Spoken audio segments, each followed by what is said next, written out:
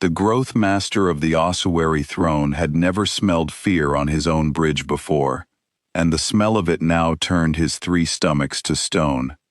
Warlord Vesh Talarun stood in the wet heart of his flagship, the Coiled Sovereign, and watched a single green light cross the great display, where there had been only black a moment before. The Sovereign was not a built thing. It was grown. Its walls were ribbed bone and breathing muscle, its corridors slick arteries that pulsed warm against the boots of the crew. Vesh had been hatched inside a hull like this one. He had served the Vault-born Dominion for 400 of his years, and in all that time, he had never once seen a light appear where the seers had promised emptiness. The seers had promised emptiness an hour ago. That was what stayed with him in the long heartbeat after the light appeared. The arrival had been clean. The 9th devouring had crossed into the cradle system from the high dark, past the cold outer worlds, and the thin scatter of rock the soft ones had not bothered to name, and the seers, the blind growth that lived in the Sovereign's forward chambers and tasted the void through 1,000 threads of sense, had reported a sky that was exactly as the record said it would be. A single soft world, warm and blue and full, a handful of ports and stations around the neighboring planets, lit and busy and unguarded. No fleet, no line, no teeth. A meal that did not know it was a meal, exactly as 3,000 worlds before it had not known. Vesh had believed the seers, because the seers had never been wrong. The Dominion did not build its reach on faith. It built it on the blind growth in its forward chambers, on casts bred across 9 ages, for the single purpose of tasting the dark and reporting what was in it. And those casts had tasted 3,000 worlds and never once missed a fleet. The records were full of the dead who had tried to hide their fleets from the Dominion's seers. There was no hiding from a thing that smelled the void itself. And yet the light had appeared where the seers swore there was nothing. "Repeat the reading," Vesh said. His voice came out flat. A warlord did not let the bridge hear his fear, not even when his glands betrayed him. The sensing cast creature folded against its socket and pushed its readings up through the floor. The numbers climbed the wall in the wet script of the Dominion. 1 contact, then 12, then 90. Then more lights than the display could hold, blooming across the void like spores opening on a corpse. 406 vessels, the sensing cast whispered. They came from behind the 3rd moon. They were always there, Warlord. We did not see them because they let us not see them. Vesh did not answer at once. He had brought the ossuary throne to the cradle system to do a simple thing. The Dominion did not conquer worlds. It ate them. It seeded a planet with its grown ships, drank the oceans, hollowed the crust, and left a clean white husk that the galaxy learned to step around. 3,000 worlds had gone into the Dominion's gut over 9 of its long ages. The cradle system held a single soft world the records called Earth, and a scattering of ports and stations the soft ones had built around their neighbors. It was meant to be a meal, a small one, a morning's work for the Coiled Sovereign and the 400 grown warships of the 9th devouring. The soft ones had been told to kneel. That was the courtesy of the Dominion, the only courtesy it knew. A world was given 1 chance to open its skies and let the seeding begin without struggle. Vesh had given the summons himself, an hour ago, in the old wet tongue of the gut, broadcast across the cradle system on every band the record said the soft ones used. He had spoken the words his own growth master had spoken before him, the words 9 ages of warlords had spoken over 3,000 worlds, the words that were not really an offer at all but a measurement, a way of learning how a world would die before the dying began. "Open your skies," the summons said. "Set down your weapons. Bring your young to the high places, and your old to the low ones, and let the seeding take you gently, and the Dominion will remember that you did not struggle. Refuse, and the gut takes you anyway, and remembers nothing, and your world becomes one more white silence. The galaxy learns to step around. The soft ones had not knelt. The soft ones had not answered the summons at all. They had simply gone quiet, every band falling dark one by one, the busy lit ports and stations going still, the chatter of 11 billion lives dropping out of the void as if a hand had closed over the whole system. And the Dominion had taken that quiet for the silence of prey that knows it is already dead. Vesh had taken it for that. He had stood on his bridge in the warm, wet dark and listened to a system go silent, and felt the old satisfaction of the gut, the certainty that the meal had understood its place. He understood now that the silence had not been surrender. It had been the soft ones, turning off their lights, so that a thing in the dark could not be seen turning toward him. Now there were 406 lights in the black, and not one of them had been there a heartbeat ago. "Hail them," Vesh said. The bridge filled with the wet clicking of the Comcast. A channel opened. For a long moment, there was nothing but the hiss of the void and the soft, constant breathing of the ship around them. Then a voice came through, and it was calm. It was so calm that Vesh felt the fear deepen in him, because he had heard many things across many centuries, but he had never heard a prey voice that was not afraid. "This is the Terran Combined Fleet," the voice said. The translator made it smooth and even. A man's voice, unhurried. "You crossed the cradle line at 0640 by your own clock. You broadcast a demand for surrender to the people of Earth. We received it. We are answering it now. Power down your hulls and hold position, and this ends with your crews alive. Continue, and it ends another way. You have 60 seconds. The bridge went silent. Even the ship seemed to hold its breath. 60 seconds. Vesh let the number sit in the wet air of his bridge and tried to make it small. The Dominion did not count in seconds. The Dominion counted in ages, in worlds, in the long, slow patience of a thing that had never needed to hurry because it had never met anything that could make it. A clock was a soft thing. A clock was what creatures used when they were afraid of running out of time, and the Dominion did not run out of time. The Dominion was the thing that other creatures ran out of time against. And here was a soft voice setting him a clock, 60 seconds, as if the warlord of the ninth devouring were the one whose time was short.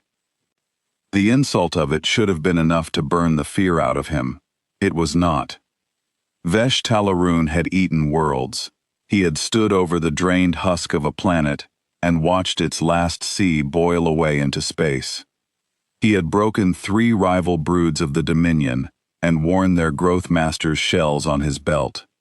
406 small ships did not frighten a warlord of the ninth devouring. The number that should have frightened him was the calm. He pushed it down. "They are soft," Vesh said to his bridge, loud enough now that the fear smell would mean nothing. "Their hulls are dead metal, riveted and bolted by hands. They cannot grow. They cannot heal. When we open them, they stay open." He turned his great head toward the Comcast. "Tell the prey we accept their surrender. Tell them the Dominion is merciful to those who serve in the gut." The Comcast hesitated. "Warlord, they did not offer surrender. They offered it to us."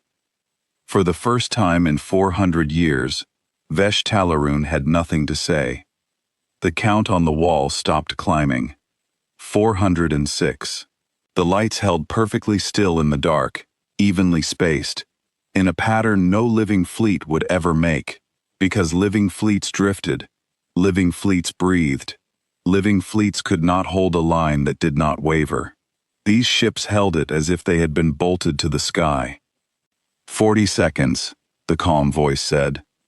The growth master of the ossuary throne looked at the dead metal line of the Terran combined fleet and felt, somewhere beneath his armor of centuries, the first cold thread of a thought he had never had before. That the thing in the black with him might not be the prey at all, Vesh gave the order to advance. He gave it because a warlord who froze before prey was no longer a warlord, and the brood would smell that faster than they smelled fear. He gave it because 400 years of the Dominion told him that soft ships died when grown ships touched them, and 400 years had never once been wrong. He gave it because the calm voice had counted down to 40 seconds, and Vesh Talaroon would not spend his last seconds listening to a number. "Ninth devouring," he said, and his voice filled the wet bridge and the 400 hulls strung out behind the coiled sovereign. "Open them. Take the line. Leave one of their ships breathing, so we may learn what manner of creature builds with dead iron and forgets to be afraid." The grown warships of the Dominion moved. They did not have engines the way the soft ones built engines.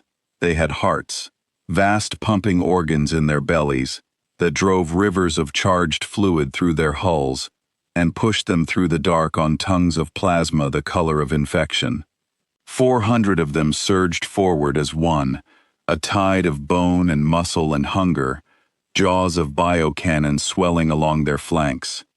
The coiled sovereign led them, the largest grown thing in 9 ages of the Dominion, a vessel 40 kilometers from snout to tail, with a crew of 90,000 living in its arteries.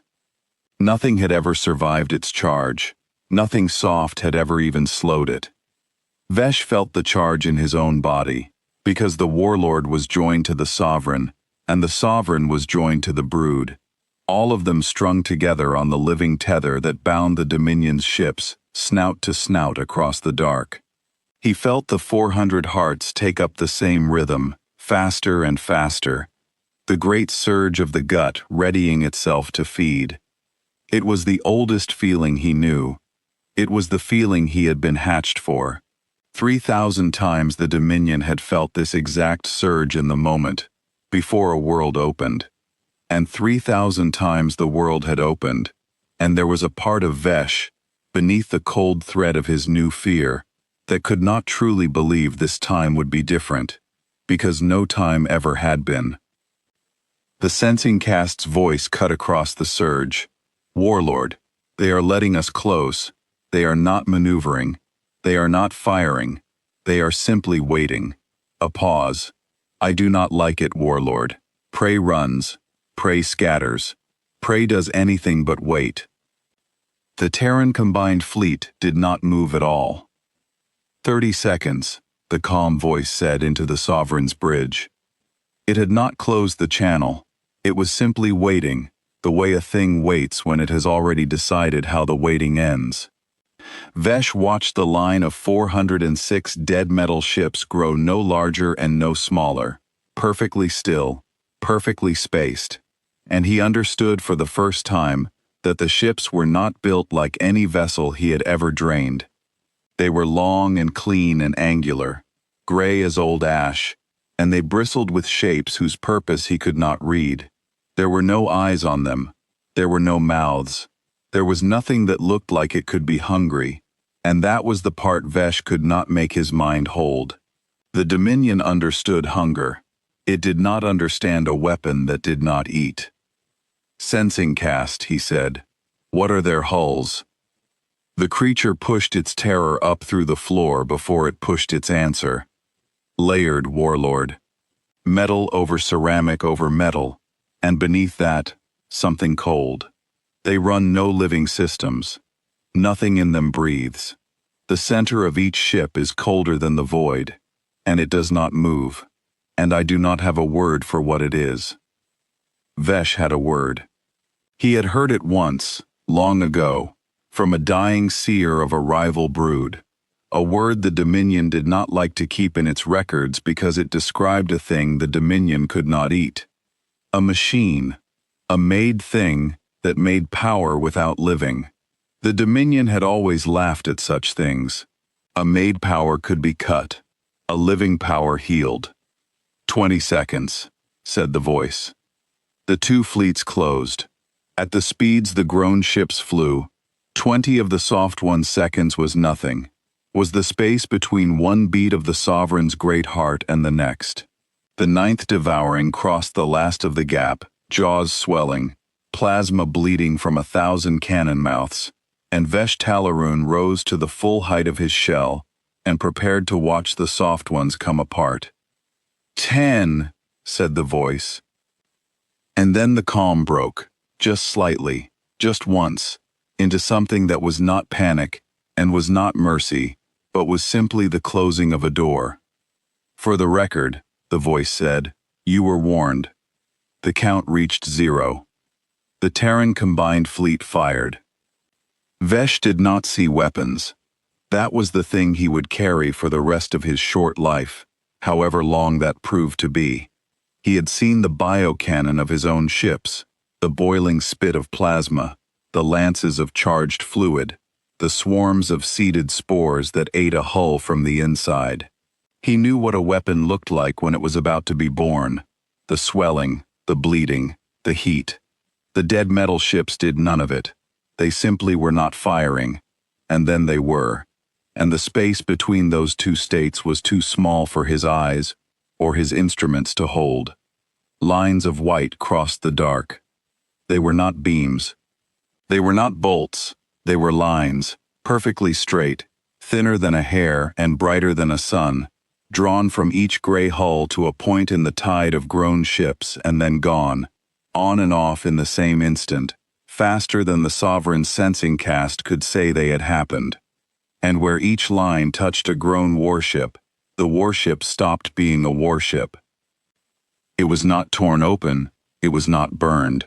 A grown ship of the Dominion was a single living body, kilometers of bone and muscle and blood, and the soft one's lines went through them lengthwise, snout to tail, and the things died all at once, the way a body dies when the thing that made it alive is simply switched off. 40 kilometers of living hull went dark and cold between one heartbeat and the next, and then the dead mass came apart along its own seams as the dark of space took back the heat that life had held. Vesh had drained worlds. He knew every shape of dying the Dominion had a name for. He knew the slow dying of a seeded planet, the fast dying of a rival brood, the screaming dying of a ship whose heart was lanced and bled out into the void over long hours. He had no name for this.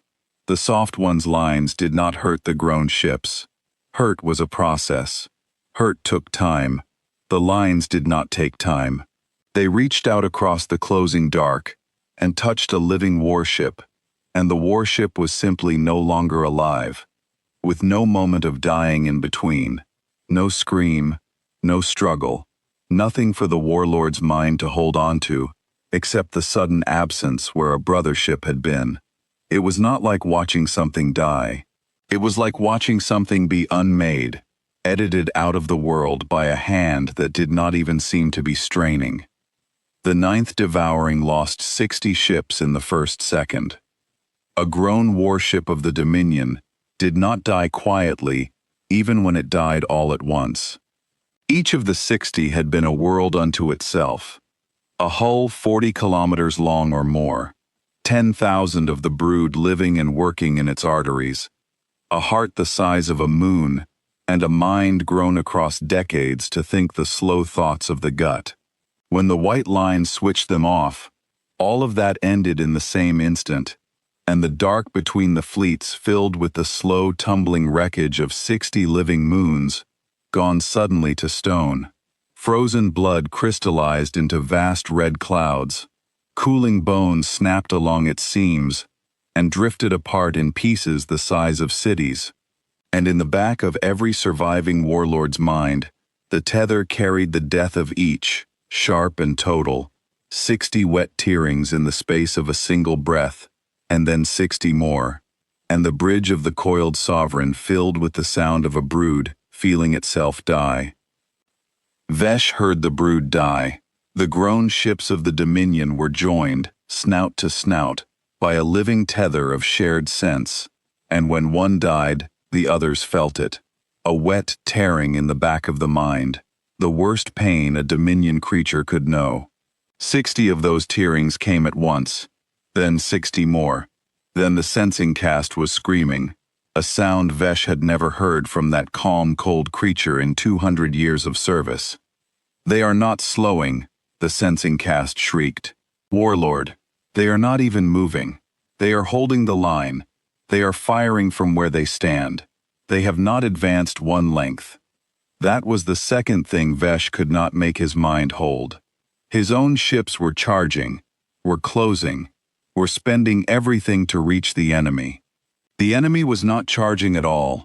The dead metal ships sat exactly where they had appeared, in their bolted, unwavering line, and reached out across the closing distance with their hair-thin lines of light, and switched off the ninth, devouring one grown body at a time, the way a careful hand puts out a row of candles. "Return fire," Vesh roared. "All cannon, open them." For a heartbeat nothing happened, and Vesh thought the bio-cannon themselves had failed, that the soft ones had reached across the dark and switched off the teeth of his ships, the way they had switched off the ships.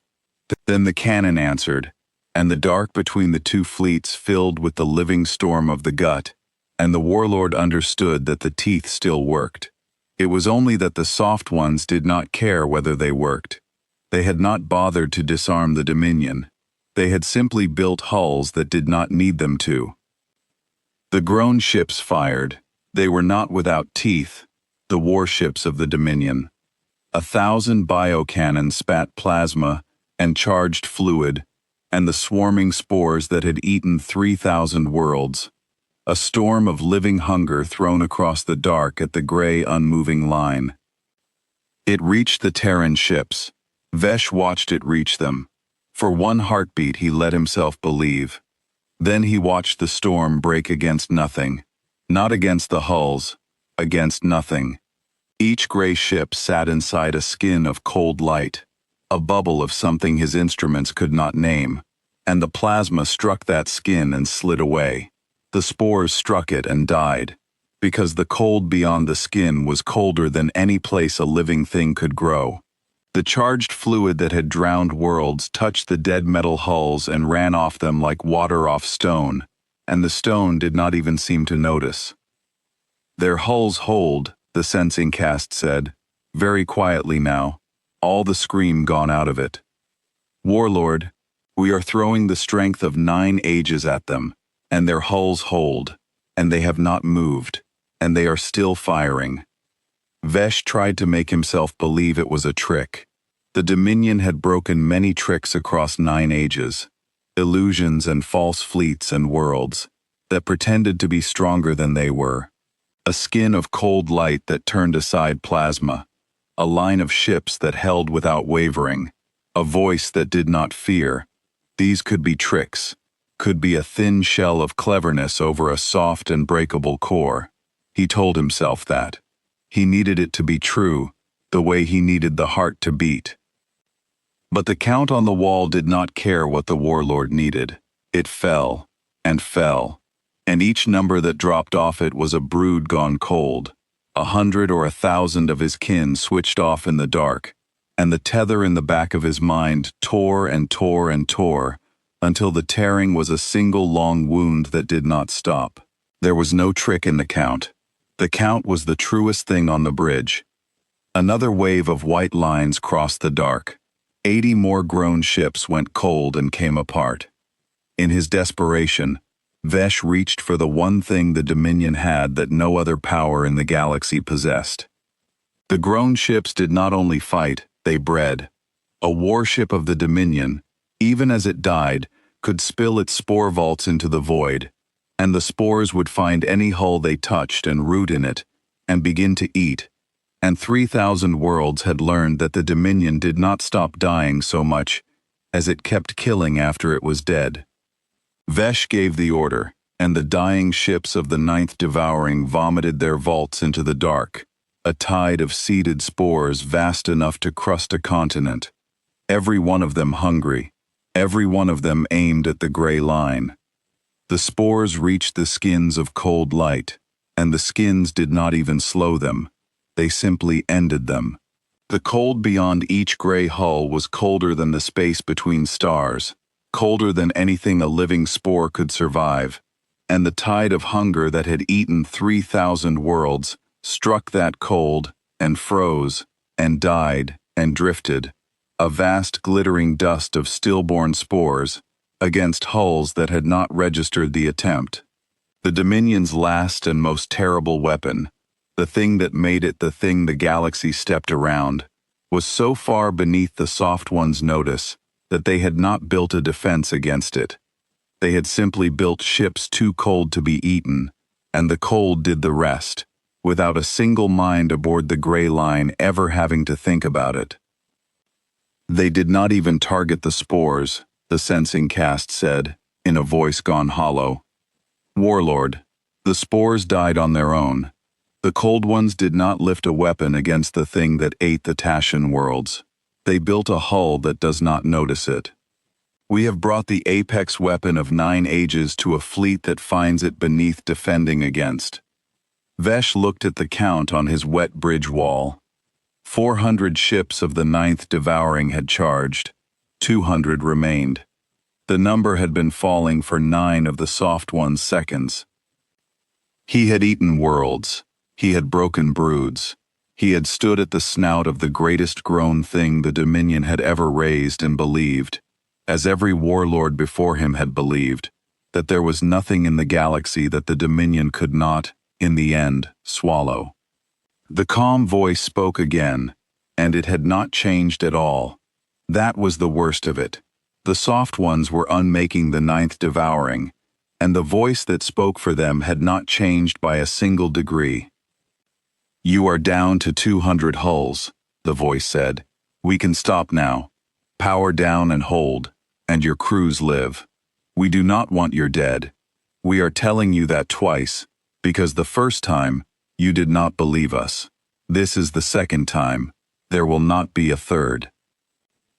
Vesh stood in the wet heart of the coiled sovereign, surrounded by the screams of his dying brood, and for one long terrible moment, he understood exactly what was being offered to him, and exactly what kind of creature it was that could offer it in that flat, unhurried tone, while it killed 200 warships in 9 seconds.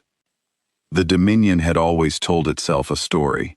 The story was that the Dominion was the apex of the galaxy, the great gut at the center of all things, and that every world it had not yet eaten was simply a world it had not yet reached. The story had no room in it for a thing that could do what the gray ships were doing. The story had no room in it for a fleet that killed without hunger, and offered mercy without need, and held a line it never bothered to advance. And Vesh Talaroon, Growth Master of the Ossuary Throne, Warlord of the 9th Devouring, understood in that moment that the story had been wrong for a very long time, and that the only question left was whether he would learn the truth alive or dead. His pride answered before his fear could. We are the Vault-born Dominion, Vesh said, and his voice shook the wet walls. We do not power down. We do not hold. We eat. 9th devouring. All hulls, all hearts. Full charge. Take their line, or die against it. There is no third path for a warship of the gut.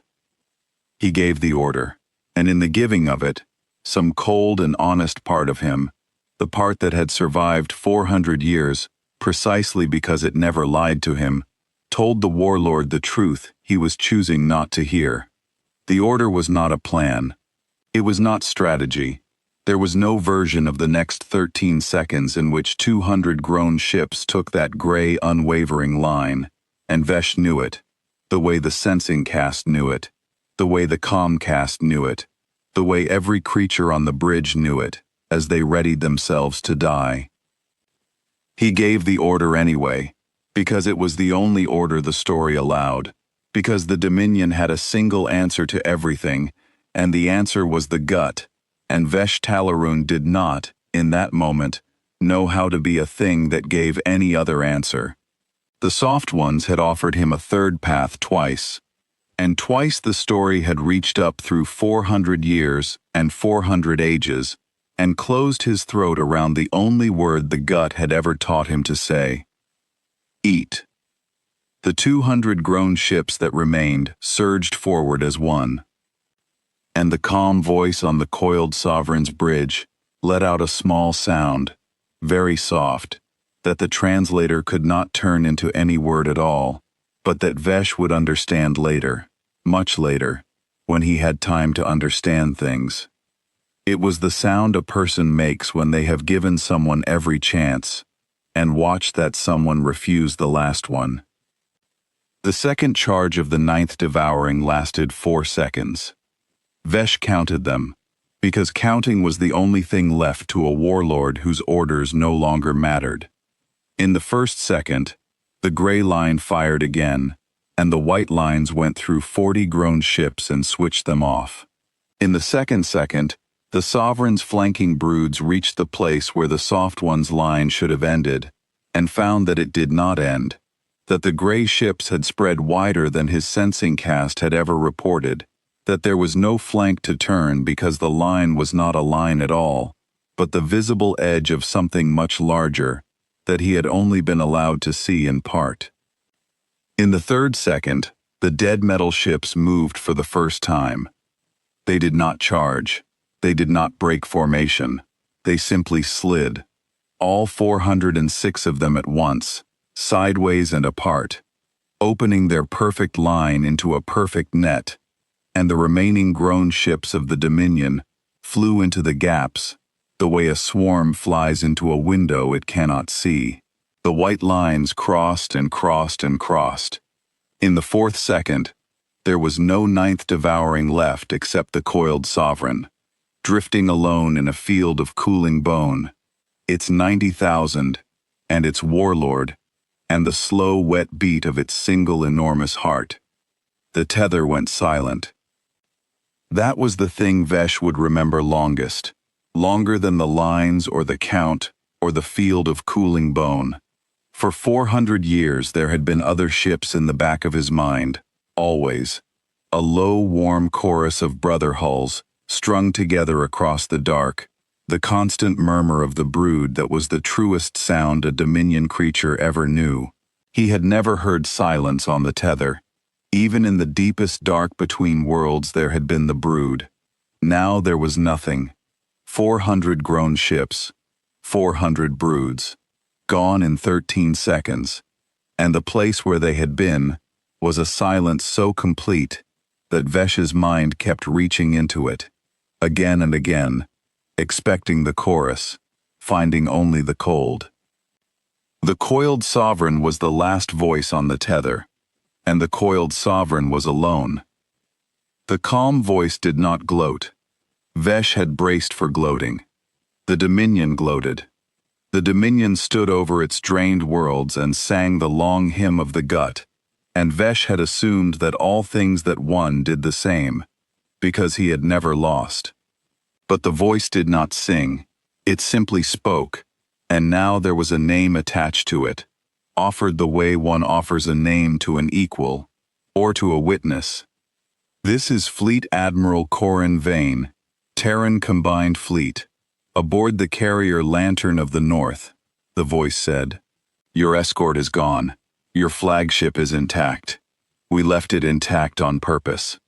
I am going to tell you why, and then I am going to give you a choice. And I want you to understand that the choice is real, because the last two were real too, and you spent them both. Vesh said nothing. The bridge of the coiled Sovereign was silent, except for the heart and the low keening of the sensing cast, who had felt 400 ships die in the back of her mind, and would never again be the creature she had been. 40 minutes ago, Corin Vane said, you crossed our line and told a world of 11 billion people to kneel or be eaten. We know what you are. We have known what the Vault-born Dominion is for 90 of your years. We watched you eat the Hollow Reach. We watched you drink the Tashan Ocean worlds. We logged 3,000 husks, and we did the math on every one of them, and we made a decision, a long time ago, about what would happen the day you came to the cradle line. You came to the cradle line. This is the day. A new image rose on the wet wall of the Sovereign's bridge. The soft ones had pushed it through the open channel, and the sensing cast was too broken to stop them, and Vesh did not order her to try. He wanted to see. Some part of him, the part beneath the warlord and beneath the pride, needed to see the thing that had unmade 400 grown ships in 13 seconds, while sitting almost perfectly still. It was the carrier, the Lantern of the North, and it was not large the way the coiled sovereign was large. It was smaller than his flagship, far smaller, a gray angular thing, perhaps 8 kilometers along its spine, but it was wrong in a way that took Vesh a long moment to name, and when he named it, the cold thread in his belly became a cold flood. The carrier was old. He could see it in the hull. The Dominion's ships were always new, because the Dominion's ships were always alive, and living things were always either growing or dying, never still. The carrier was neither. Its hull was scarred and patched and scarred again, layer over layer, a record of 1,000 battles written in welds and plates and the long gray scorches of weapons Vesh did not recognize. The thing was a veteran.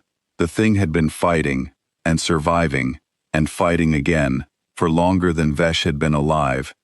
And it had not grown, and it had not died. It had simply endured, the way the soft one's whole fleet endured.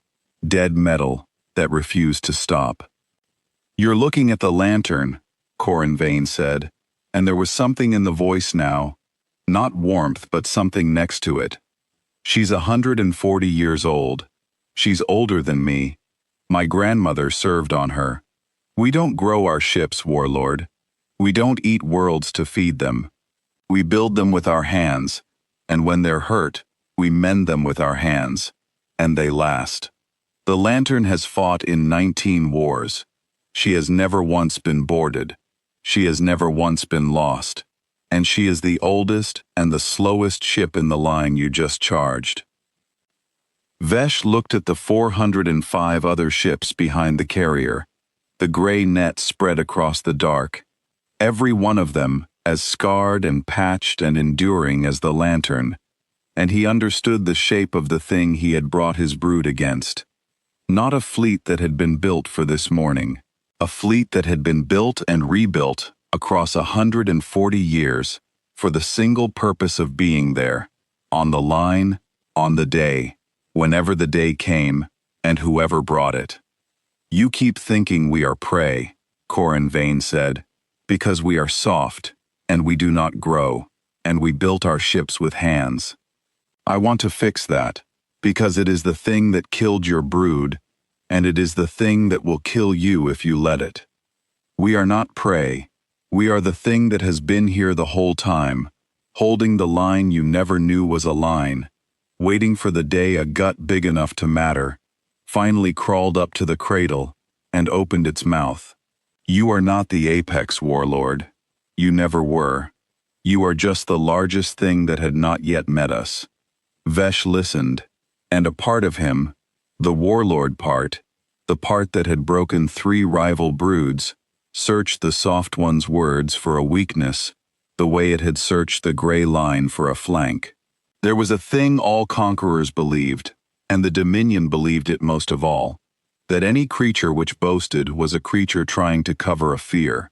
That strength, which felt the need to explain itself, was not truly strong. He had heard 1,000 worlds boast in the moment before the seeding, and the boasting had always been the sound of terror wearing a brave shell.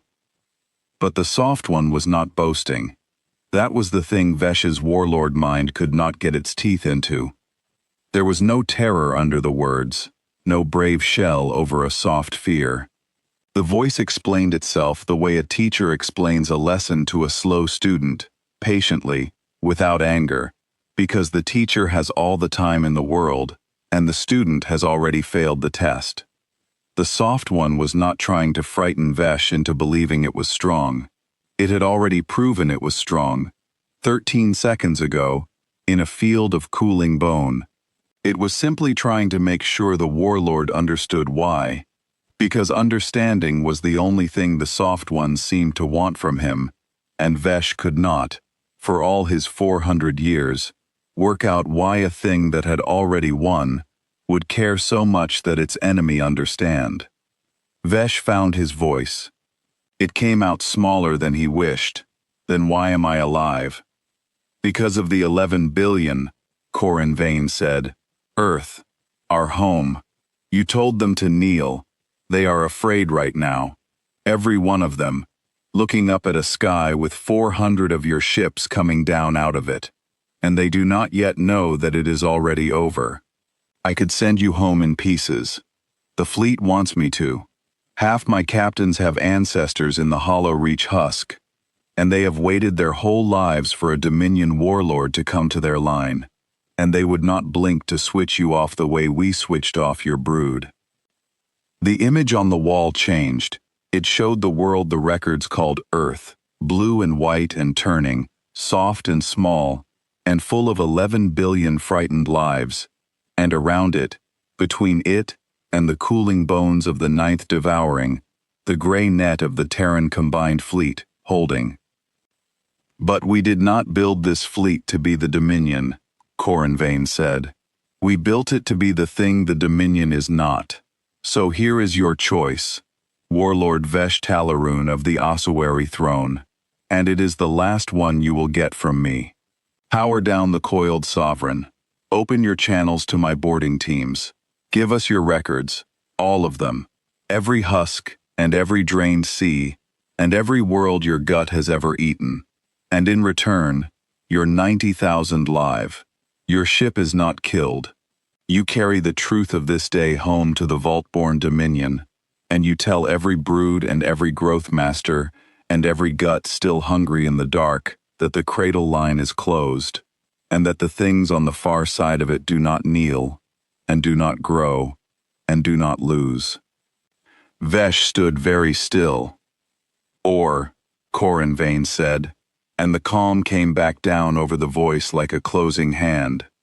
Do what your pride told you twice already, and we will switch off the coiled sovereign, and 90,000 of your people will go cold in 13 seconds, and we will carry the truth home ourselves, written on the husk of the largest grown thing your Dominion ever raised.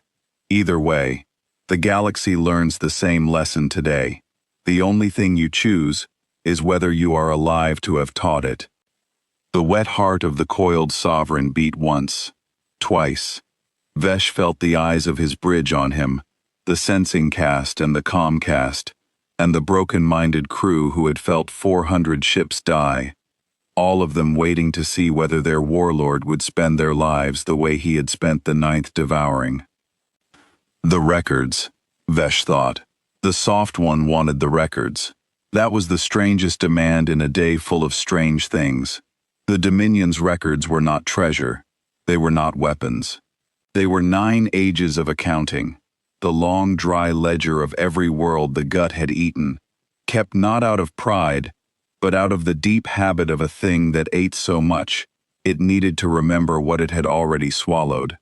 No conqueror Vesh had ever known had asked for them. Rival broods wanted territory, wanted ships, wanted the warlord's shell on a belt.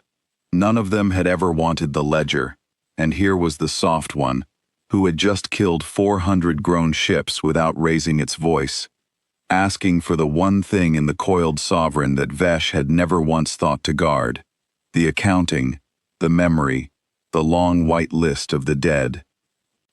He did not understand it yet, but he was beginning to feel the shape of a creature that valued the truth of a thing more than the thing itself, and the shape frightened him more than the lines had, because the lines he could at least name.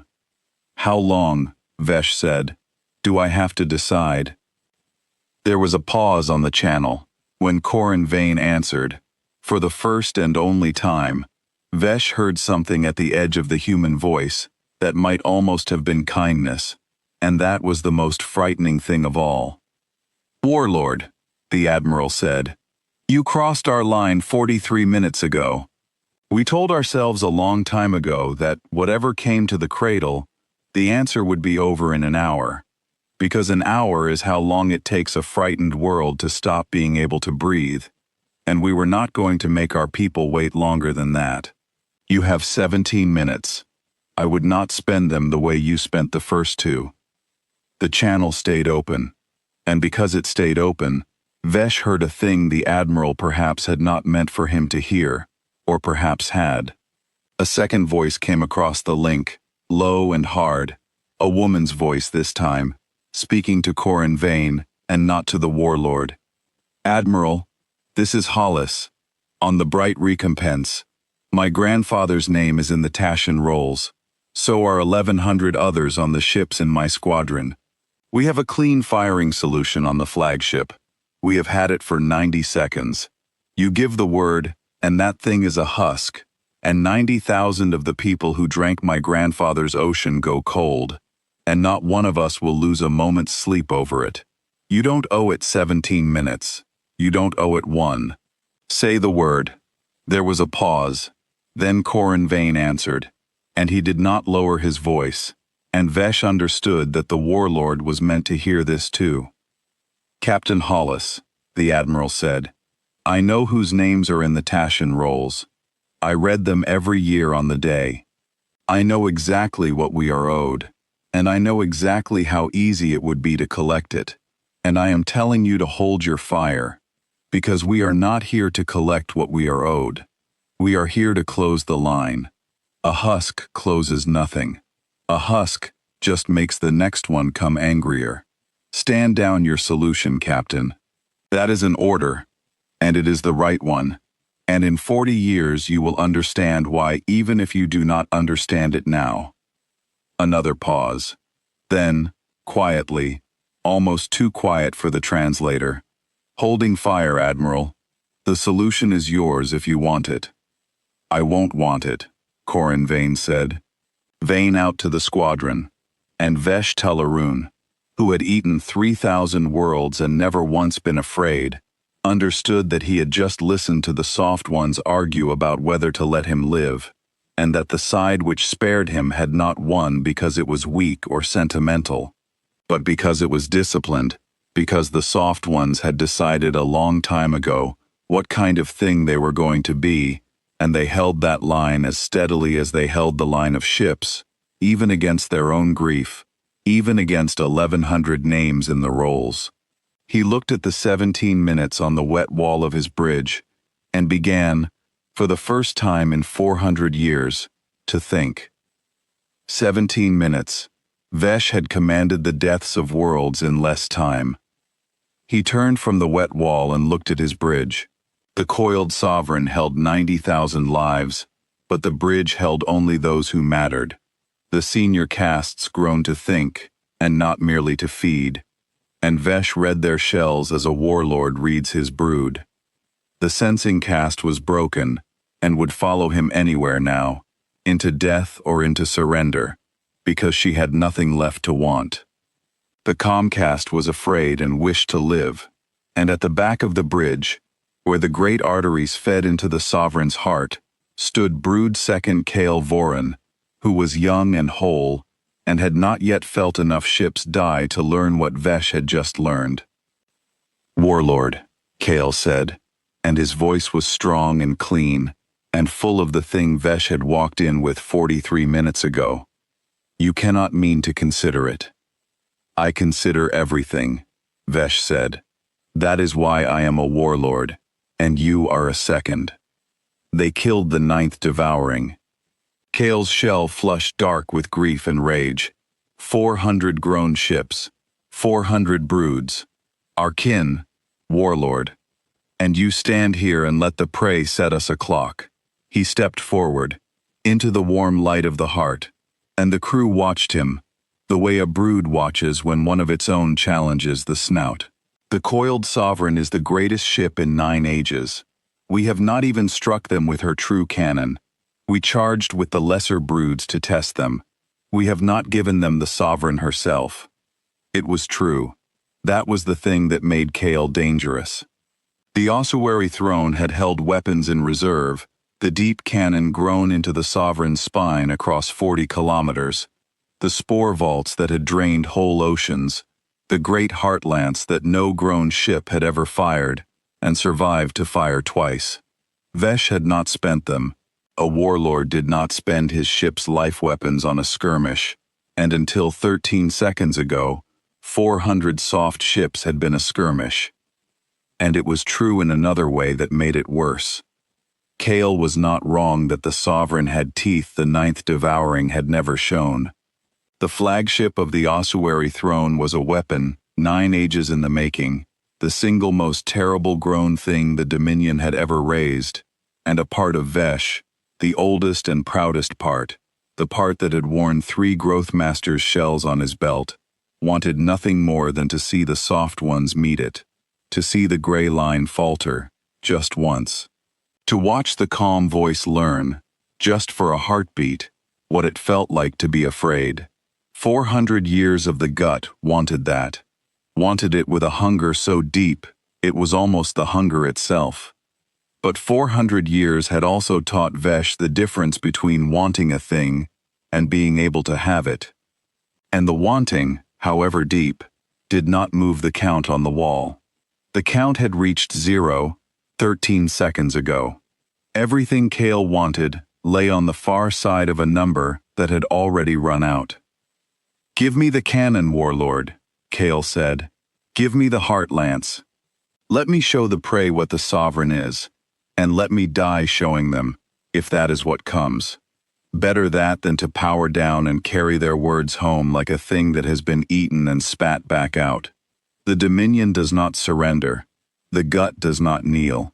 You taught me that yourself, when I was small in the arteries." Vesh looked at his brood second for a long moment. The clock on the wall said 15 minutes. "Sensing cast," Vesh said, without turning. When the Ninth Devouring charged the second time, and they opened their line into a net, how wide was the net? The broken creature stirred. "Wider than I reported, warlord. Far wider. The 406 ships we saw were the near edge. There were others behind them I could not count, ships that never fired, holding back, waiting. How many others? I do not know. The cold ones do not let me see what they do not wish me to see. But the near line was 406, and behind it, the dark was not empty, and the not empty went back further than the cradle's third moon." She made a small wet sound. "Warlord, I think the 406 were the ones they sent to be seen. I think they were the courtesy. I think the rest were the answer, if the courtesy was refused." Kale's shell darkened further, but he did not yield. "Then we make them spend it. We make the prey bleed for the cradle. We make this day cost them so much that the next gut to come finds them weakened. That is a warlord's death, Vesh, not this. Not the clock and the open channel, and the begging voice that pretends to be merciful." "It does not pretend," Vesh said quietly. That stopped the bridge. Even the heart seemed to pause. "It does not pretend, Kale." Vesh turned at last, and let his second see his face, the old shell scarred across 400 years, the eyes that had watched 3,000 worlds go into the gut. "I have stood over drained worlds and sung the hymn. I know what we sound like when we win. The soft one does not sound like that." He killed 400 grown ships in 13 seconds, and his voice did not change. And then he offered me my 90,000 and the truth to carry home, and he meant it. Do you understand what that is? That is not weakness. The Dominion has never met mercy, because the Dominion has never been strong enough to afford it. Mercy is what a thing offers when it has already won so completely that killing you would only be tidying up. He is not begging us, Kale. He is sparing us. And the difference between those two is the difference between the Dominion and whatever the soft ones have become, while we were busy eating worlds too weak to teach us anything. "Then let us teach them," Kale said, and his voice cracked, because beneath the rage, there was a young creature watching his whole world end. "Let us be the world that was not too weak. Let us be the meal that bit back. Warlord, please, give me the heart lance." The clock said 12 minutes. Vesh thought of the 11 billion. He had not let himself think of them as anything but a meal, because the Dominion did not think of meals as billions. It thought of them as tonnage and ocean and crust. But the soft one had named them. 11 billion frightened lives looking up at a sky full of his ships, not yet knowing it was over. The soft one had built a fleet across 140 years, and held it on a line for the single purpose of making sure those 11 billion never had to learn what the inside of the gut looked like. And Vesh had brought 400 grown ships to eat them, and called it a morning's work. "Kale," Vesh said, "if I give you the heart lance, and you fire it, what do you think will happen?" Kale's shell flickered. "It will hurt them. It has never failed to hurt." "It has never been fired at a thing that does not bleed," Vesh said, sensing cast. The skin of cold light around their hulls. The thing the plasma slid off. Would the heart lance pass it? The broken creature was quiet for a long moment. "No, Warlord," she said at last. The skin turned away the strength of 9 ages. "The heart lance is greater, but it is the same kind of greater. It is more hunger thrown at a thing that does not eat. I do not believe it would pass the skin, and I believe that the moment we charge the heart lance, the cold ones would see it charging, and they would draw one of their lines through the sovereign's spine, and the heart lance would die unfired with the rest of us." She made the small wet sound again. "They are watching us charge nothing right now, Warlord, and they have not drawn a line. I think that is the only reason we are still alive. I think the moment we reach for a true weapon, the courtesy ends." The bridge was silent. Kale Voran stood in the warm light of the heart, young and whole and full of the Dominion's whole certainty, and Vesh watched the certainty fight the truth across his second's shell, and watched, slowly, the truth begin to win. "Then we die for nothing," Kale whispered. Before Vesh could answer, another voice rose on the bridge. It came from low, from the arteries near the floor where the lesser castes worked, and Vesh almost did not recognize it, because the lesser castes did not speak on the Warlord's bridge, had not spoken in the 400 years of his command. It was a tender caste, one of the small soft creatures that kept the sovereign's heart fed and its arteries clean, a thing bred to work and not to think, and it had pulled itself up onto the lip of the heart chamber to be seen. "Warlord," the tender caste said. Its voice shook. "Forgive me. I am nothing. I tend the heart. But I have 90,000 kin in this hull, in the arteries, in the chambers, in the deep places the brood second has never walked. We felt the 400 die. All of us felt it. And we do not want to die for the heart lance, Warlord. We want to go home." It pressed itself flat in the old gesture of a caste that has spoken out of turn and expects to be punished for it. That is all. That is the only thing the deep places ask. We want to go home and be alive. The bridge went very still. A tender caste had spoken. A thing bred to be silent had climbed up out of the arteries to tell a warlord of the 9th devouring that it wished to live. In any other hour of Vesh's 400 years, the creature would have been fed to the heart for it. The brood would have expected it. Kale Vorun's shell flickered with the old reflex, the certainty that insolence from the low castes must be answered, or the whole order came apart. But Vesh looked at the small shaking creature on the lip of the heart chamber, and he did not see insolence. He saw 90,000.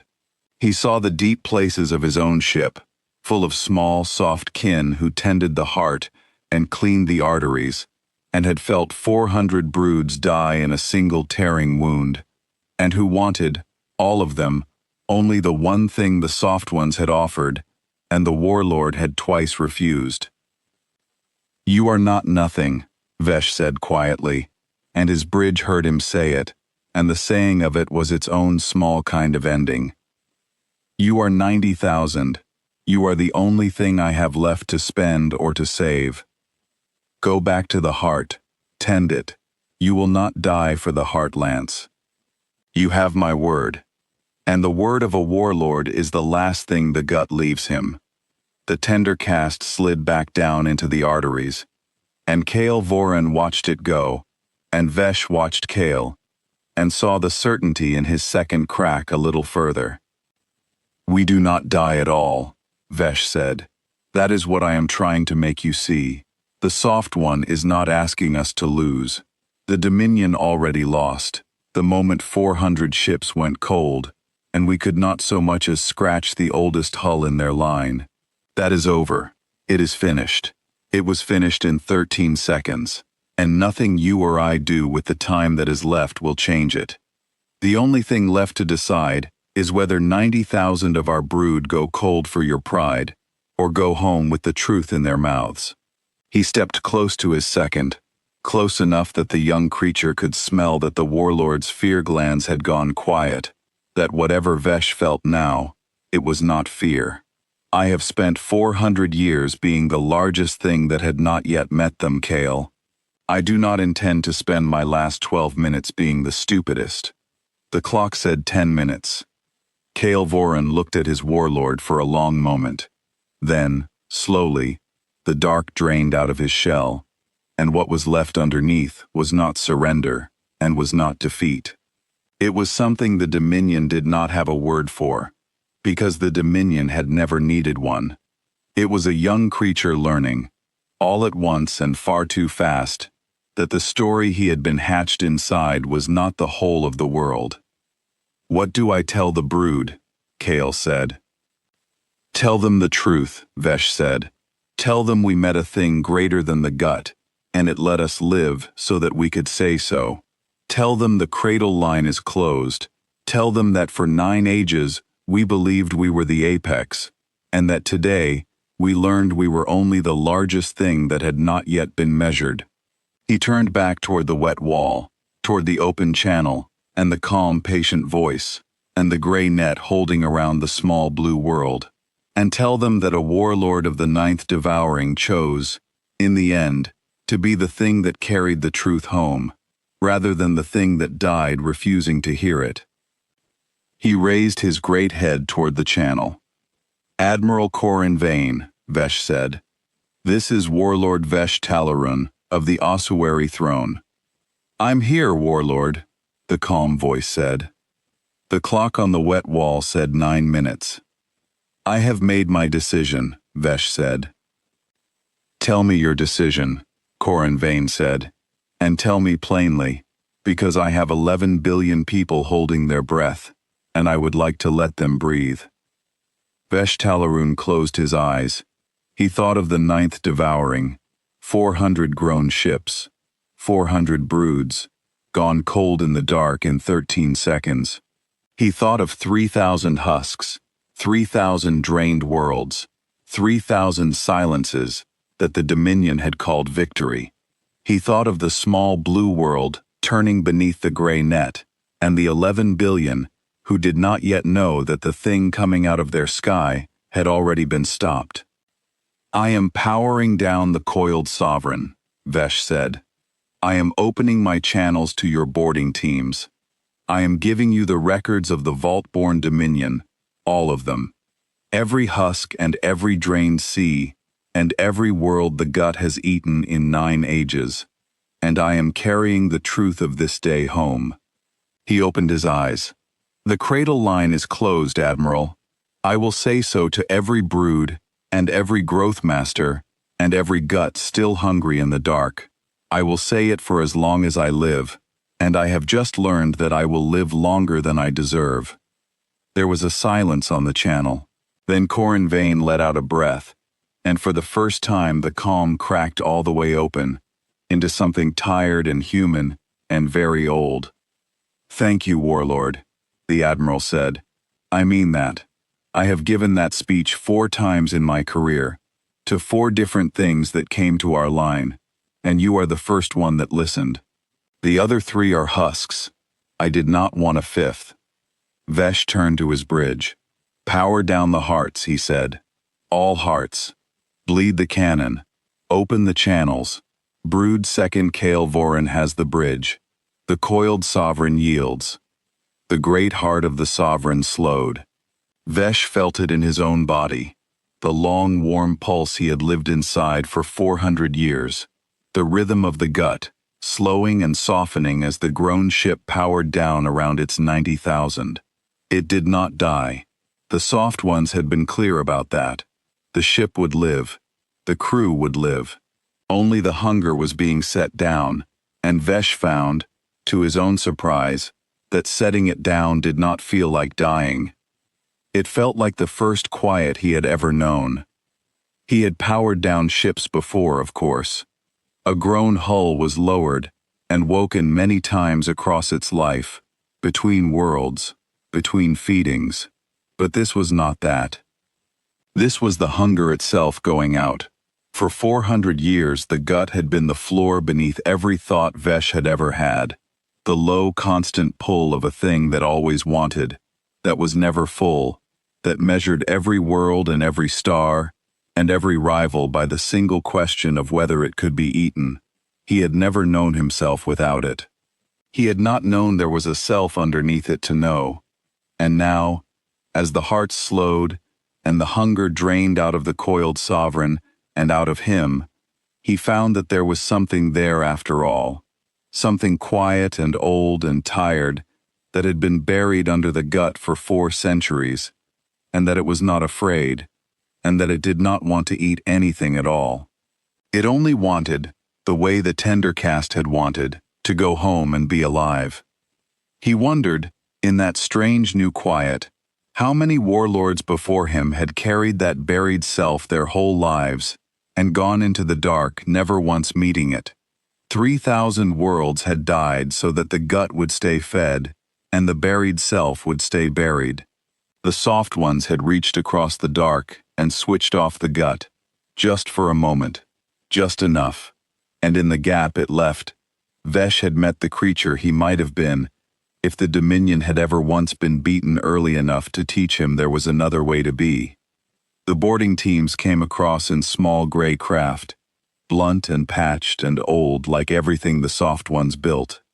Vesh watched them dock at the Sovereign's living ports, watched the soft ones step out into the warm, wet arteries of a Dominion warship for the first time in the history of either people.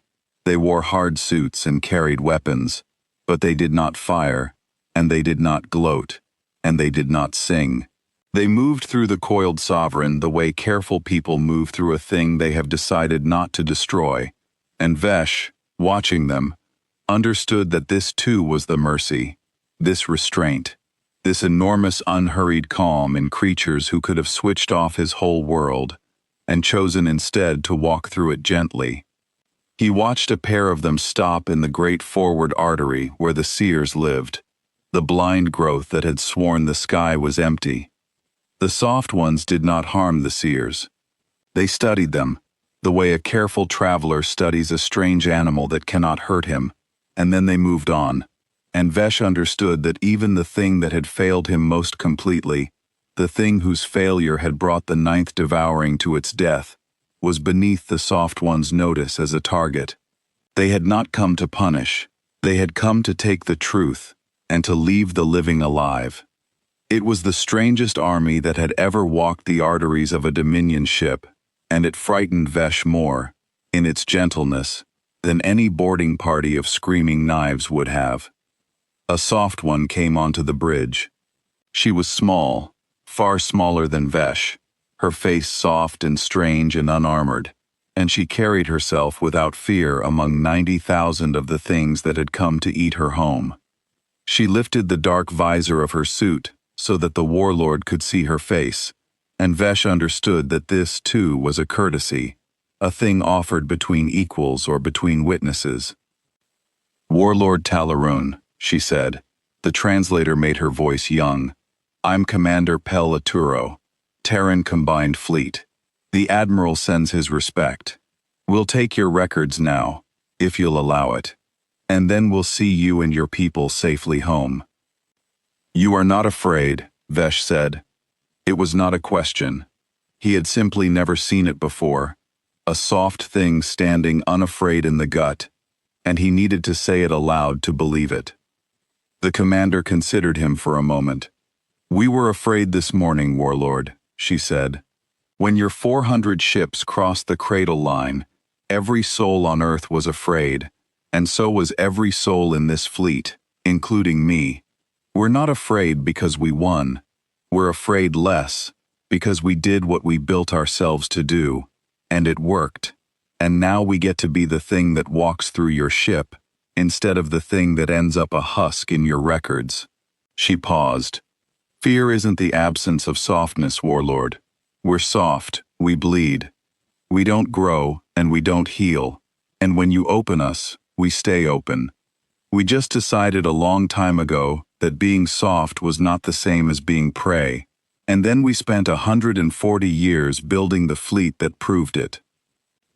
Vesh looked at the small, unafraid creature, and at the gray net beyond his wall holding around the blue world, and at the cooling bones of the ninth devouring drifting in the dark, and he felt the last of the Dominion's old story go quiet inside him.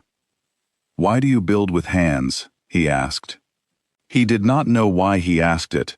The clock had stopped mattering. He simply wanted, before the soft ones left, to understand the one thing he had never understood. We grow our ships because grown things heal. A wound closes. A hull mends itself in the dark. Your ships cannot do this. When we open you, you stay open. And yet your oldest ship has fought 19 wars and never been lost. How does a thing that cannot heal endure longer than a thing that can? Commander Pellaturo tilted her soft head, and Vesh thought, for a moment, that she was deciding whether the question deserved an answer. Then she gave him one. "Because a grown thing only knows how to be what it grew into," she said. "It heals back to the shape it already was. It cannot become more than the thing that hatched it, but a built thing, a thing made with hands, can be unmade and made again, better, every time it's hurt. The lantern is 140 years old, Warlord, but there is not one plate on her that was there when she was launched. She has been torn open 19 times, and 19 times we put her back together stronger than she was, with what we learned from the wound. Your ships heal, ours improve. That's the whole of it. That is the thing the Dominion never understood about hands. A wound that heals teaches nothing. A wound that is mended by a mind teaches everything, and the next ship carries the lesson." She glanced at the wet breathing walls around her, at the grown hull that could close a cut, but could never become more than the thing it had been hatched to be. "You have been the same ship for 9 ages, Warlord. We have been 1,000 different ships, each one a little harder to kill than the last. You came to the cradle to meet the ship we were 140 years ago. You met the ship we are now. The difference between them is every wound we ever survived." Vesh was quiet for a long time.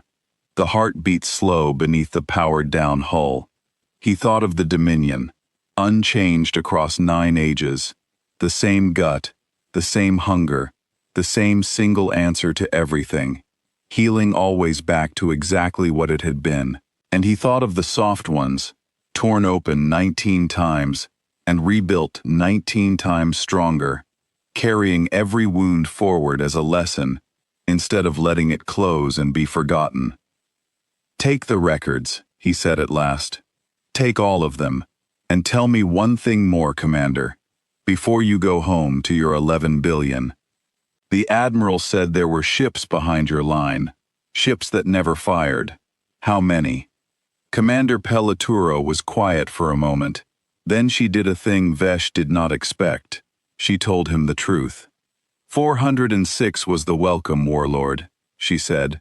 Behind it, holding past the third moon where your sensing cast couldn't count, there are 9,000 more. The whole Terran combined fleet.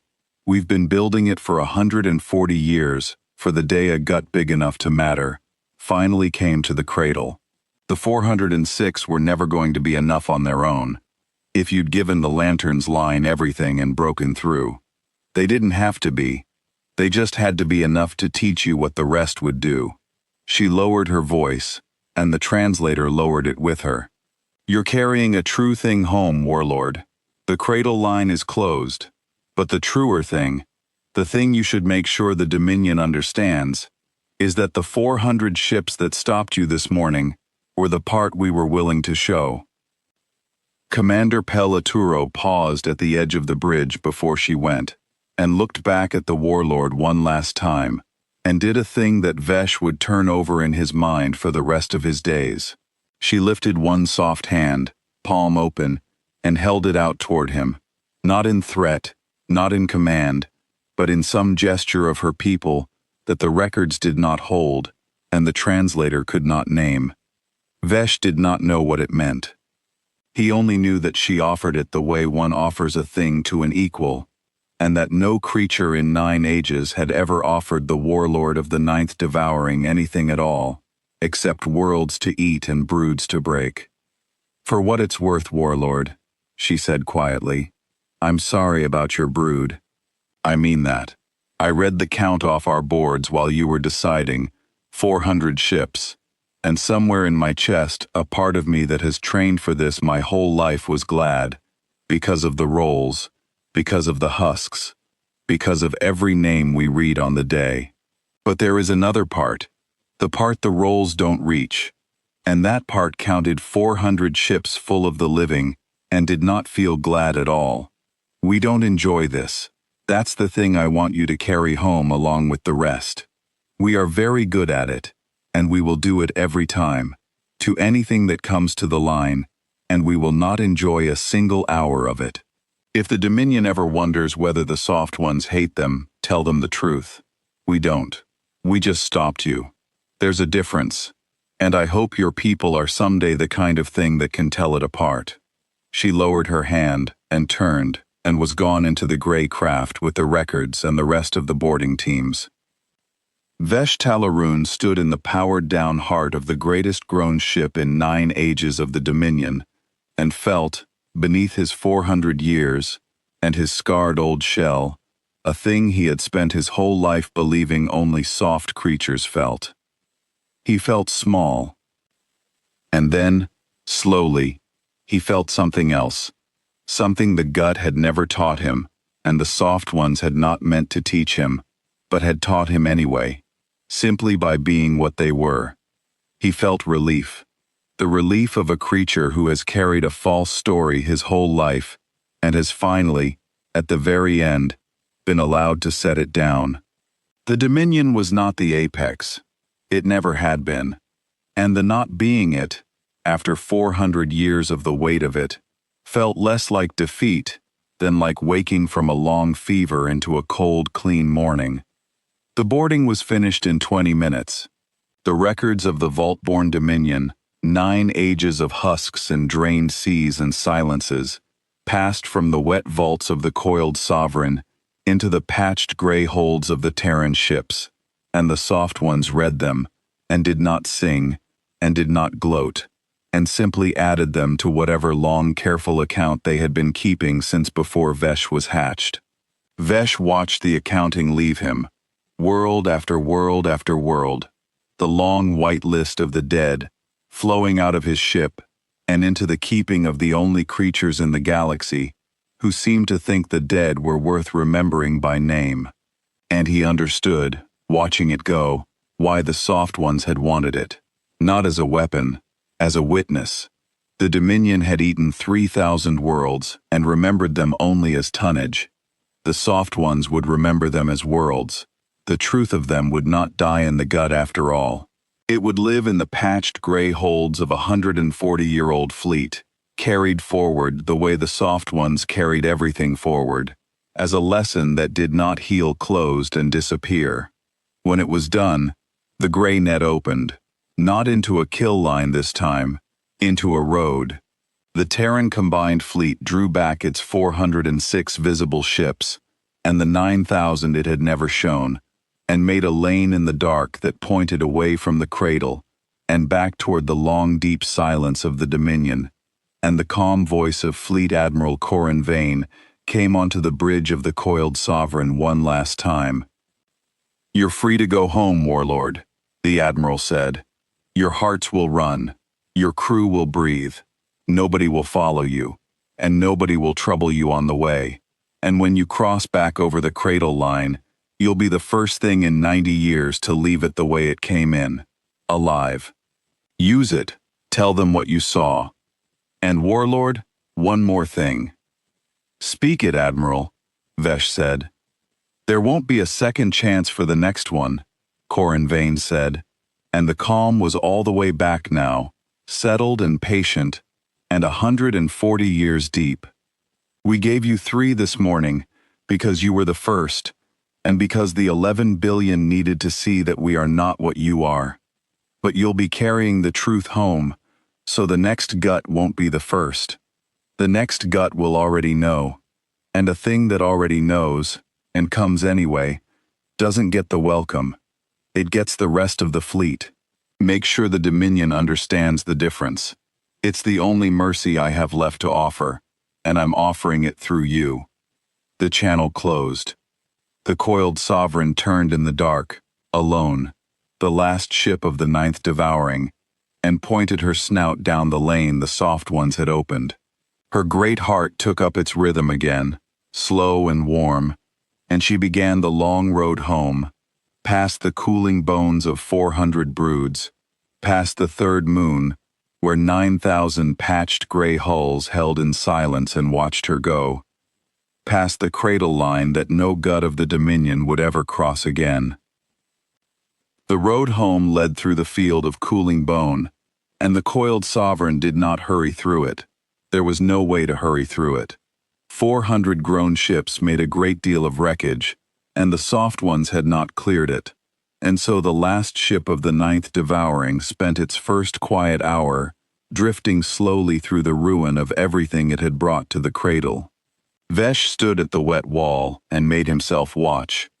He owed them that much. The 400 broods, the 400,000, and more who had gone cold in 13 seconds. He watched the tumbling slabs of frozen hull pass the sovereign's flank, each one a piece of a brother ship, each one large enough to have been a world, if the Dominion had been given another age to grow it. He watched the red clouds of crystallized blood drift between the stars, slowly thinning as the dark took them apart. And he saw, here and there in the ruin, the small dead shapes of the crews, the brood that had lived in the arteries, frozen now, and scattered through the field like seeds that would never root. The soft ones had done this. Vesh made himself hold that thought too, alongside the other one, the one about mercy and discipline and the line. Both were true. The soft ones had reached across the dark and ended 400 ships, and the lives in them, calmly, without hatred, because the ships had come to eat a world. The mercy and the killing were not opposites. They were the same thing seen from two sides. The soft ones killed without cruelty and spared without weakness. And a creature that could hold both of those at once, steadily, for 140 years, was a creature the Dominion had no name for, and no defense against, because the Dominion had only ever been able to do one thing at a time, and that thing was eat. I will remember this field, Vesh said, to no one, to the dead. I will remember it for as long as the gut lets me live, and when I am gone, the records will remember it, because the soft ones taught me that a thing that is written down does not die when the one who wrote it dies. The 9th devouring will not become a silence. I will not allow it. It will become a lesson, and the lesson will go home. On the bridge, Brood Second Kale Voran stood beside his warlord and watched the small blue world shrink behind them until it was only a point of light, and then not even that. They let us see the 9,000, Kale said quietly. At the end, the commander told you. Why? They had already won. They did not need us to know. Vesh thought about it for a long time, as the coiled sovereign carried her 90,000, and her records, and her warlord home through the cold, clean dark. Because they are not the gut, he said at last. The gut takes everything and tells you nothing, because the gut wants you to die ignorant and afraid. The soft ones are the other thing. They want the truth to travel. They killed 400 of our ships in 13 seconds, and then they spent 20 minutes making certain that the one ship they let live understood exactly what it had met, so that the message would arrive whole. He watched the dark ahead. They are not merciful because they are weak, Kale. They are merciful because mercy travels farther than fear. A husk teaches nothing. A husk is just a silence. But a warlord who comes home alive, with 9 ages of records taken from him, and the truth burned into his shell, that warlord is a thing that teaches the whole Dominion at once. They did not spare us. They aimed us. We are the weapon they fired back across the cradle line, and we will go off in the heart of the gut, and there is nothing the gut can do to stop us, because we are already inside it, and we are carrying their truth. Kale was quiet. The heart beat. The dark rolled past. And if the growth masters do not believe us, he asked, if they call us cowards, if they strip your shell and feed us to the deep broods for coming home alive from a battle 400 ships died in, you know what the gut does to a warlord who yields, Vesh. There is no song for it. There is no place in the records for a thing that surrendered. We are carrying home the first defeat in 9 ages, and we are carrying it in our own mouths. Let them call us cowards, Vesh said. Let them strip my shell. It changes nothing. The records are gone. The cradle line is closed. And the truth I carry does not need the growth masters to believe it to be true. They can feed me to the deep broods, and the deep broods will taste the truth in me as they eat, and the truth will go on into them, and into whatever they become. That is the thing the soft ones understood that the Dominion never did. You cannot eat a truth and make it stop being true. You only spread it. The gut has spent 9 ages eating things and making them part of itself. Now it is going to eat me, and it is going to become, a little, the thing I learned this morning. There is a kind of justice in it that I think the Admiral would enjoy. Kale was quiet for a while. When he spoke again, it was not an argument. It was a question, the kind a young creature asks when the world it was hatched into has come apart, and it is reaching for the shape of the new one. What were they, Vesh? He asked. Truly, not the words the Admiral used. What kind of thing kills 400 ships in 13 seconds, and then spends 20 minutes making sure the survivor goes home understanding, and argues with its own captains about whether to take a vengeance it is owed, and lets the spores die on their own, rather than even lift a weapon against them? I have studied 1,000 species in the records. None of them is this. The records have a tier for every kind of power the gut has ever met. They have no tier for this. The records will have one now, Vesh said. We will write it. He was quiet for a moment, watching the dark scroll past, choosing the words the way the soft ones seem to choose everything, with care, because the words would travel. I think they are a thing that decided, a very long time ago, what it would be when it became strong, and then became strong, and never forgot the decision. That is the whole of it, Kale. That is the thing the gut never did. We grew strong and let the strength decide what we would be, and it decided we would be a mouth, because a mouth is the simplest thing strength can become. The soft ones grew strong, and made the strength serve a decision they had already made when they were weak, when they were the ones being eaten, when they were soft in a way that had nothing left over to spare. They remembered being prey. They built the whole of what they are around, never letting another world feel what they felt. And when they finally had the power to be the gut, they used it to be the thing that stops the gut instead. That is not mercy, Kale. Mercy is a small word for it. It is a discipline so old and so deep that it has become the bones of them. They could no more eat a world than the gut could spare one. They have made the not eating into the thing they are. Kale said nothing for a long time. Then, very quietly, in a voice that no longer held any of the certainty he had walked onto the bridge with, he asked the question that was really underneath all the others.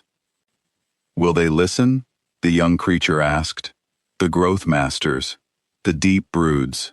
When we tell them, will they hear it, or will they send a greater gut to the cradle to be made into a greater husk?" "Some will hear it," Vesh said. "Some will not. The ones who do not will go to the cradle, and they will not come home, and their not coming home will teach the rest. That is how the soft ones have always done it, I think. That is why they read our records and did not sing. They are not in a hurry, Kale. They have been holding that line for 140 years, and they will hold it for 1,000 more. And one gut at a time, they will teach the whole Dominion the thing that I learned this morning in 13 seconds. He turned from the wall and looked at his second, at the young whole creature who had wanted the Heartlance, and would now spend the rest of his life carrying a different weapon entirely. That the galaxy has an edge, that there is a line in it that the gut does not cross, and that the things on the far side of the line do not grow, and do not heal, and do not lose, and do not, in the end, even need to hurry. The coiled sovereign crossed back over the cradle line at the 17th minute. With 8 to spare on a clock the soft ones had set, and the warlord had finally chosen to honor. Behind her, the Terran combined fleet folded back into the dark it had come from, 406 visible and 9,000 unseen, and the small blue world turned on beneath them, its 11 billion souls beginning, slowly, to breathe again, as the word spread that the sky was empty and the thing that had come to eat them was gone. From the moment 400 grown warships had crossed the cradle line and demanded that a world kneel, to the moment the last of them turned for home with the truth in its mouth, 51 minutes had passed. The Vault-born Dominion had been the apex of the galaxy for 9 ages, and humanity had ended its war in less than an hour, and had not fired a single shot it did not have to, and had let the warlord live so that he could tell them why. Vesh Talaroon stood on the bridge of the coiled sovereign and watched the cradle line fall away behind him, and carried the truth home into the heart of the gut, the way the soft ones had aimed him. He did not know, as he watched the line vanish, whether he would live to finish the telling. He did not know whether the deep broods would hear him or eat him. He found, to his surprise, that he did not greatly care. The telling had already begun. It had begun the moment the first white line crossed the dark, and it would not stop now. Not for his death, not for the Growth Master's anger, not for anything the gut could do. The Dominion had met the edge of the galaxy, and the edge had let one ship go home to say so, and a thing that has been said cannot be unsaid. And in the deep dark behind the third moon, the oldest ship in the line, the carrier Lantern of the North, 140 years old, and scarred across 19 wars, and never once boarded, and never once lost, came about with the rest of the fleet, and settled back onto the watch she had kept since before the warlord was hatched. Her crews stood down from the line, her great gray hull, every plate of it replaced and replaced again across 14 decades, cooled slowly in the dark. Somewhere inside her, a young crew member who had not been born the last time a gut came to the cradle wrote a single line in the long log the Lantern had kept since her launching. The same log that held 19 wars, and the line said only that on this day, the Vault-born Dominion had come to the cradle and had been answered, and had gone home alive to carry the answer. It was the first entry in 19 wars in which no plate of the Lantern had been scarred. The soft ones noticed things like that. They wrote them down. They carried them forward. She would be there tomorrow. She would be there in 100 years. She would be there whenever the next gut crawled up to the cradle line and opened its mouth, and the next, and the next. For as long as there was a galaxy and an edge to it, and a soft, small world worth holding the edge for. And each time, she would be a little harder to kill than she had been the time before, because that was what the soft ones did with the things that came to eat them. They survived them, and learned from them, and built the lesson into the next hull, and went back to the watch. The line was closed. It would stay closed. That was the whole of the answer, and it had taken less than an hour, and the things that held the line had already gone quiet again, waiting, the way they had always waited, for the next thing foolish enough to call them prey.